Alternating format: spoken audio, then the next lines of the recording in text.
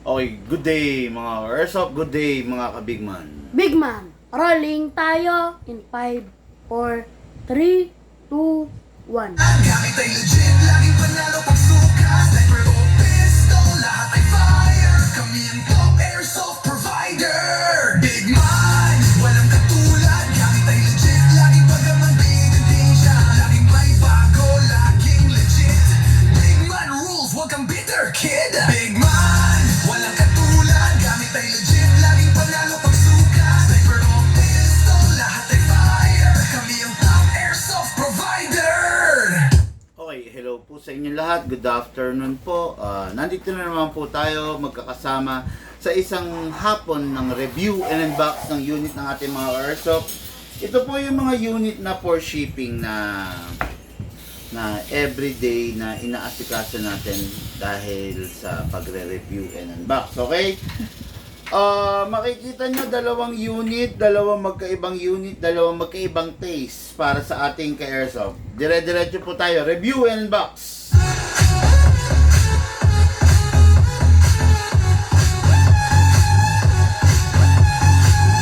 Okay mga ka-Airsoft, isang Glock 35 at saka isang revolver ang nakikita nyo, no? Unahin natin yung revolver, unit ng ating ka-Airsoft, Frankie Salvador of Cebu City. Okay? Kagabi, nakita nyo, nag-vlog ako, nag-ano tayo, ng isang revolver din, no? Para sa ating ka-Airsoft na si Sir King Gamboa of Rizal. Okay? Nakita nyo yung kinuha niya yung the snub nose version. Okay? Ito makikita nyo, ito normally mid-size version to ng isang revolver. Kung makikita nyo, may kahabaan siya. Meron pa ring mas mahaba rito, ha? Ito is the mid-size lamang to. Hindi pa ito yung talagang totally mahaba. Okay? What is good and special about the revolver? Actually, mga ka-Airsoft, ang mga revolver is malalakas. Okay? Sadyang malalakas sila kasi lahat ng hangin na lalabas, itinataboy sila. Pataboy. Hindi katulad ng mga pistol, sa pistol, percentage of the air is for the recoil, para mag-perform yung recoil. Ang revolver, lahat walang recoil kasi ang revolver di ba? Lahat dito talaga lalabas. Okay? Ito makikita nyo. Napakaganda ng itsura, di ba? Pang mga pelikula, pang mga bida sa pelikula talaga. Tapos yung color niya, punasan natin. Pengi nga kung ano muna. Ito. Wala ba yung talagang pamunas ko rito?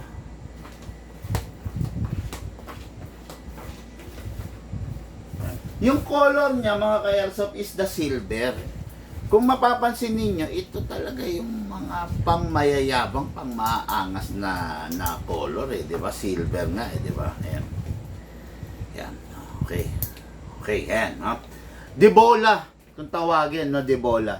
Ngayon, itong unit na to, makikita nyo, meron siyang tactical rail sa ibabaw. Meron din siya sa baba. Ibig sabihin, pwede mo siyang i-set up, pwede mo siyang kargahan ng mga accessories na pwede sa kanya, like scope. Lagyan kaya ito natin ng ano. Meron ba tayong mailagay? Maganda rito, bilog no? Pahiram nga ako niyang bilog na yan. Huh? Hindi, ayun no, yun.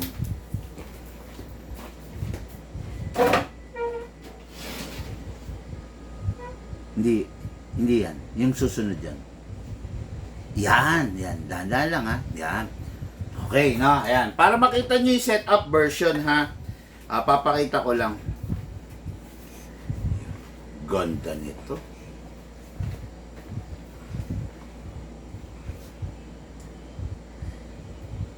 Wala siyang battery.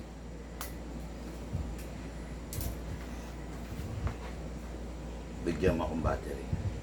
Anong Yung lapad. Dali lang mga Airsoft ha. Relax lang kayo dyan.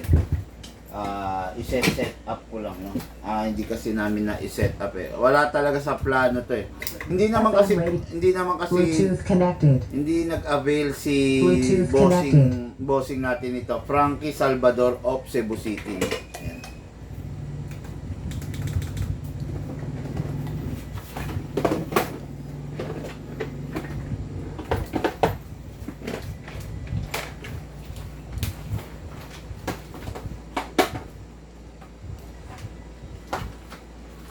Medyo mahirap lang ah.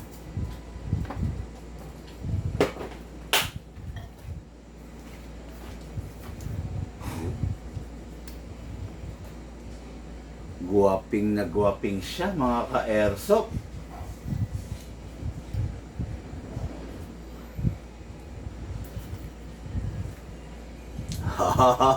Grabe, ang gwapo niya ha. Yan. Pwede mong lagyan kasi meron siyang nakaabang na rail sa ibabaw, okay?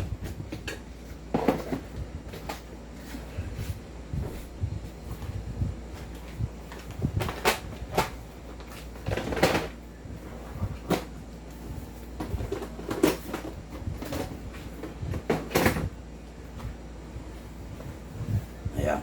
Okay. Kita nyo? Pwede. Itong setup na to, napakaganda niya sa totoo lang. Okay? Kasi very unique siya. Hindi kadalasan nakakakita tayo ng ganitong setup eh, di ba? Pero ito, ayan. Normally kasi to wala naman talagang rail. Okay? Ang mga revolver. Pero this is a modern type of revolver. Okay? Caliber 38, no? Kung tawagin tong unit na to. Okay, ayan, makikita nyo, pakaganda. Full metal mula ulo hanggang baba. And ito na, yung pinaka-special, gumagamit to ng CO2. Wala siyang magazine. Okay, wala siyang magazine. Yung CO2, ito, dito mo ilo-load, hatakin mo to. Uy, mahirap pa. Dali lang, bago kasi. Ayun.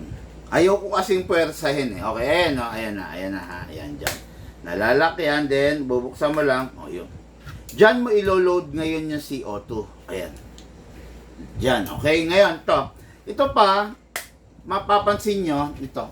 Meron siya rito. Meron siyang safe. Ayan. Pag sinape mo, sagad mo lang. Okay? Pansinin nyo, hindi nyo siya mapipindot. Matigas talaga siya. Ngayon, ayan. Yun yung unsafe. Okay? Ngayon, para mabuksan ninyo, ito. Yun, ayan na. Ayan na. O, di ba? O, ayan na yung mismong ano niya. Bola niya kung tawagin nga. Nandyan na yung mga shell. Ayan, shell. O, di ba? Okay, ayan. Ngayon, hindi ko lang, hindi siya naaalis yung mismo. Okay, may stopper yung bola para hindi maalis. Okay. Ngayon, aalisin natin yung shell. Yun. Ayun. Ngayon, lalagyan ni Lucas ng bala yung shell. Okay. Lucas, lagyan mo nga yung shell. Ang ganda niya, oh. Di ba? Maano siya. Dito ka na, para makita nila kung paano mo lalagyan ng ano. Matikas siya, malupit siya, no? Ngayon, ito yung shell niya. Meron siyang 6 na shell, okay? Kaya lang, mga karsap, ito, ingatan nyo rin to. Isi-silicone oil nyo rin to, ha? Isa-isa, lagyan mo muna. Konti lang. Psst, ganun, ha? O, sinisilicone oil yan. Alisin mo muna yan. Dito, isi-silicone oil din to mga airsoft. Ayan. Di lalagyan mo doon sa mismong puno. Kasi, yung mismong puno niyan ay mayroong rubber. Clear na rubber. Okay? Para hindi sisingaw itong silicone oil, ay itong CO2 mo. Okay? Meron niyang rubber na nandito. Sinisilicone oil din po yun. Akala nung iba hindi sinisilicone oil. Pero mali kayo ng akala. Dapat isi-silicone oil yun. Okay? Pati yan, no? Pati itong mga to, kailangan mo to, isi-silicone oil mo rin. Konti lang naman para hindi siya tumigas. Kasi this is a rubber. Rubber yan yung humahawak doon sa mismong bibis. Pag hindi mo sinilicone oil yan, magbe-brittle yan, titigas yan. Tapos, ayan na. Ayan, pakita mo, look, na nilalagyan mo ng bala. Yan. Dito kaya, kahit ganyan mo lang. Ayan. Lalagyan ni Lucas ng bala. Dito mo lang, igitna mo lang na ganyan. O, yan. Kahit wag mong ilapit dito lang. Para makita nila kung paano nilalagyan ng bala. One shell, ayan o, one shell is one lang na bala. Isang shell, isang bala lang. Okay? Yan, napakaganda, napakalakas nito. Paano mo maalis yung bala? Susungkit na. Saan sinusungkit? Dito. Nasusungkit? Oo. Paano? Sige nga. Kasi lagyan mo sana siya 0.20. Nasisira yan. Happy na eh. Sungkitin mo sa ilalim na. Para itulak mo siguro. Lagyan natin mga airsoft ng 0.20 ha para yun. Para ma-ikrono natin. Yan. Sige.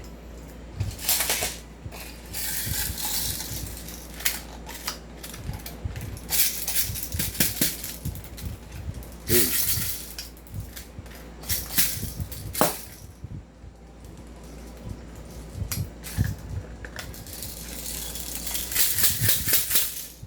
Umipit pa na bala. Yan. Papalagyan ko kay Lucas mga airsoft ng 0.20. Hindi yata 0.20 to nahalo oh. Lalagyan ko sa kanya ng 0.20 para makita nyo, maikrono natin, makita nyo kung gaano kalakas yung sinasabi ko. Stock to wala pang upgrade to. Actually, kaya nating i-upgrade to, pero pakita ko muna sa inyo yung stock na FPS nya. Okay, ayan. Ngayon ayan. Lagay muna natin yung bala. Ito dito, ha? Okay, ayan. Grabe, ang ganda, oh. Ano? Lagay muna natin yung bala, i-load muna natin. Sige, load mo. 1 2 3 4 5 6. Okay, then sara natin. Ayan, okay. Ngayon, i-load mo rin muna natin yung mismong ano natin, CO2 natin. Okay? Takin natin to. Ang pinaka-proper, ilalagay mo muna to. Okay? Ayan. Ngayon, pag nilagay mo, kailangan mabilis rito. Habang iniikot mo, once na narinig mo yung sumingaw, i-turn mo lang ng konti para mawala yung singaw. Tama na yon. Huwag mo masyadong i-DDN kasi masisira yung mismong nozzle. Okay? Ayan, ganito ha. Ayan. Papakita ko sa inyo ito. Iikot ko to. Okay? Hanggang maramdaman yung sumikip. Ayan. Naramdaman ko sumikip na. Ibig sabihin, ready na yan para mabutas itong green CO2 natin. Okay? Ngayon, sikipan nyo pa. Mararamdaman nyo yan. Ayun na, sumingaw na, oh. Ayun. Wala na.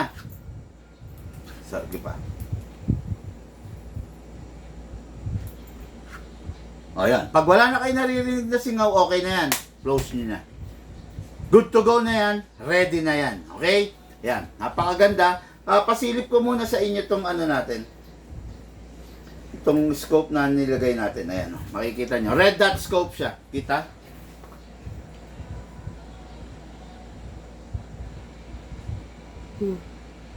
Kita. Ayan. Yan. Red dot scope yan ha. Sa kabila.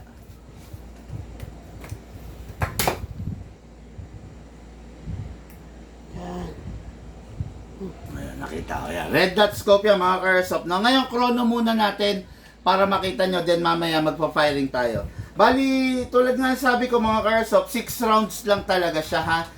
6 rounds lang yung mismong ano niya, yung mismong laman niya kasi 6 shells lang siya. Okay, chrono test.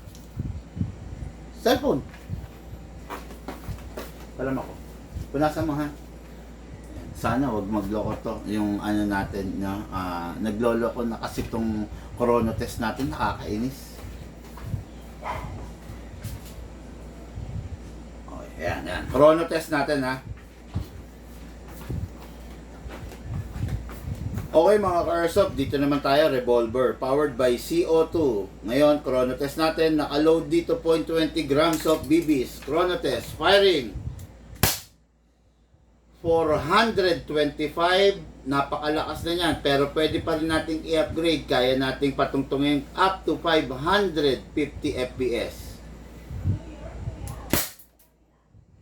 447, napakalakas, napakatindi talaga ng performance. O, yun, pakita mo, Lu. Dandan. Baka mawala. Nawala. Ayan, nawala.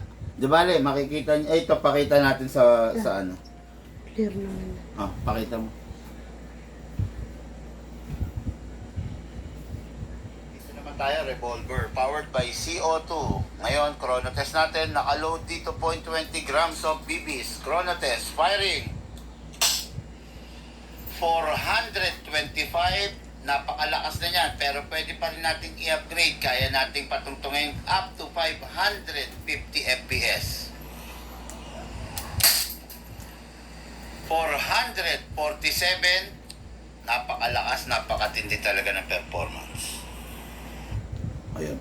Oh, mga Airsoft, sa nagtatanong, yung isang load ng nilagyan ko na. Yung isang load ng CO2 good for 50 to 60 up to 70 shots pag naka-upgrade yung unit. Pag hindi naka-upgrade yung unit, 30 to 40 rounds lang. Okay? Itong unit na to, hindi pa naka-upgrade. So, pag ito in-upgrade na natin, fine tuning trigger job na natin, mas na siya. Mas titipid na siya. Tapos, lalakas pa yung FPS niya. Sa ngayon, hindi pa to naka-upgrade kasi hindi naman ni-request ng bossing natin. Pero kung kakausapin natin siya, kung i-request niya, ipapakita natin, lalakas talaga to. Yung 400, let's say 450 FPS, magiging 520 to 550 yun. Kaya natin yan. Okay? So ngayon, pakita natin. Video.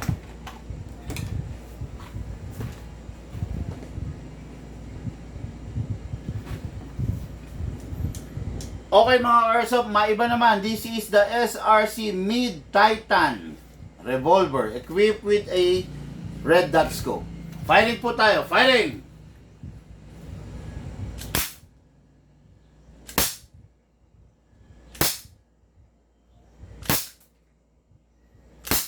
Okay.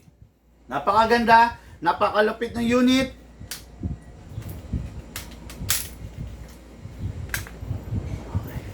Okay, ganda to, maganda no? So, ayan, katulad niyan, wala na. Actually, pwedeng buksan mo, then alisin mo, then i-load mo. Pwede rin naman dito, so sungkitin mo lang dito. Ayan, lalaglagan mo lang, ayan. Lalaglagan mo lang siya ng bala, then gamit ka lang ng tool, ayan. Okay? Ayan. Ayan, pwede naman dito. Firing ka, look ha. Dali. Video look. Pwede rin dito mga Airsoft ha. Ayan. Pinakita ko lang na ayan. Bali ano lang talaga siya, 6 rounds lang siya. Kasi 6 yung shell niya. Okay, dito ka look. Firing ka.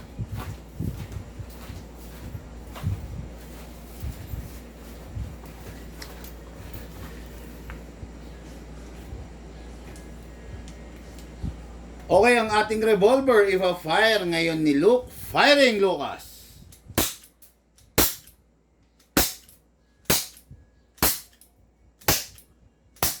Okay. Okay na. Yan. Narinig niya, di ba? Narinig niyo yung tunog, di ba? Pag na yung tunog, ganun na. Ngayon, ito na. Ito na, ha? Revolver to, CO2 to. Pwede naman nating, tapos ka na. Tapos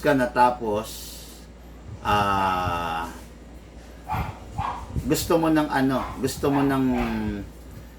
itabi. Hindi ka muna maglalaro. Pwede naman. Kaya lang, wag masyadong matagal. Di ba?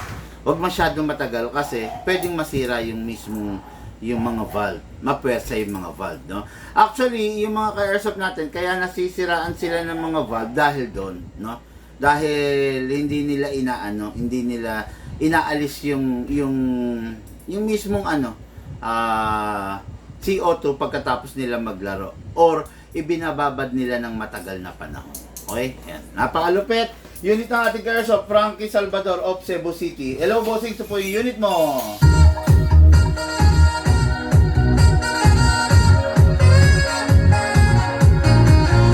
Okay, Charlie Magne. Set up pistol po, paplex.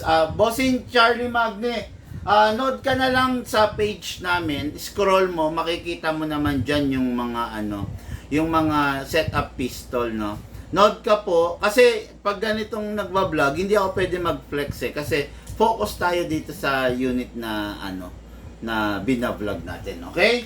How much po pistol? Sabi ni Jezrael, bossing, PM po kayo para mabigay yung buong detalye. Magandang araw sa inyo, Team Big Man. Sabi ni Kenechi Aspile. Hello sir, Kenechi Aspile. Magandang araw din po sa inyo, okay? Pwede rin po ba lagyan ng hammer protection pad yung revolver? Hindi pwede kasi wala naman talaga siyang wala naman siyang na slide na nagre-recoil. Nilalagyan lang yung slide na nagre-recoil para ma-reduce yung yung mismong wear and tear, no? Ito, yung hammer niya, kailangan niya kasi pinapalo nga niya yung firing pin eh. Ito kailangan to, okay? Hindi pwedeng lagyan to. Magandang hapon po, idol. Sabi ni John Vincent F. Manalo, magandang hapon, okay? Ngayon, ito yung unit natin kay Airsoft, ready for packing and ready for shipping, okay? So, Frankie Salvador of Cebu, ito na po. Pero hindi po kasama yung scope, bali nilagay ko lang for reference purposes. Para makita nyo lang itsura niya pag may scope, okay? Napakaganda, napakalupit for packing and for shipping. Lagyan mong bala para mamaya ubusin mo. Okay, ito. Dito ka na. Sige.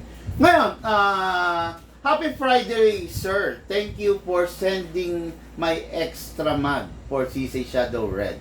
Best regards. Tanong mo nga si mama, na-send na ba?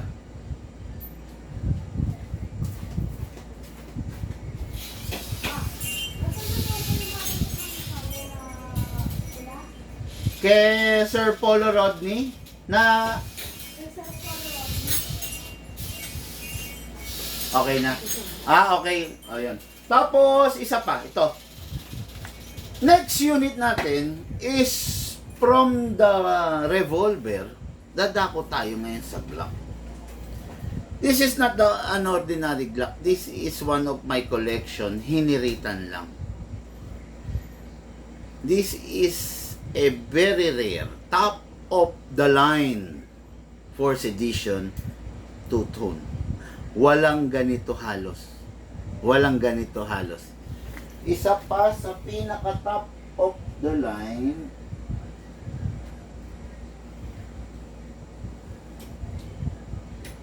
wala na pala. Grabe. Sayang. Wala na, no? Isa pa sa pinaka top of the line is grabe to, na ganda nito.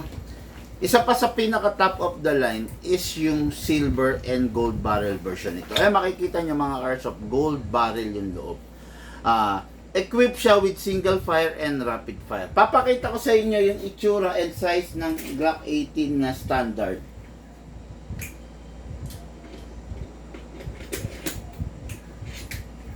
This is the Glock 18 standard. Tignan nyo yung size. Diba? Glock 35 to, kaya mas mahaba siya at mas malaki siya kesa dun sa Glock 18. Okay? So, itong unit na to, very rare po ito. Tatandaan nyo, very rare to dahil sa color niya. Actually, nasa collection ko to, hiniritan lang ni Bossing. I don't care. Magkano yan? Sabi. Sige. Sige. Ayan na. Sige sir, sa'yo na. Wala naman ako magagawa eh. Siyempre, pag ni-request nyo, balik mo sa scope. Pag ni-request nyo, bibigay ko lang rin sa inyo. Okay? So ngayon, maglagay tayo ng silicone oil sa magazine. Huwag kakalimutan ng oil. Press the valve. Okay, then, ayan, hayaan natin pumasok yung oil tapos dito sa ilalim. Okay, then sa unit, ang Glock lalagyan sa ibabaw kasi nauubos ang slide niyan. Then kasa, i-lock manually, spray tayo sa nozzle. Yun. Okay, then release, then rest. Ngayon, maglalagay tayo ng green gas. Ang ginagamit na green gas sa mga Glock is 12 kg only. 1, 2. Itong unit na to, naka-upgrade na pero hindi pa siya naka-fix outer barrel. Naka-upgrade na siya ng fine tuning, ng trigger job at ng hop-up rubber. Tatlo lang ang upgrade niya kasi Glock to no? Okay, ngayon maglagay tayo ng bala. Ang nilalagay kong bala rito is .30 na kasi nga naka-upgrade na siya ng hop-up rubber tapos naka-fine tuning pa. So, definitely malakas na to kaysa sa ordinaryo. Hatakin natin to pababa, then place your other thumb here. Hold it tight. Pump. Ayan. Iwasan yung mabibitawan. Yung itong isa spring kasi mawawarak yan, ha, mababasag. Ngayon, pasok natin. Video.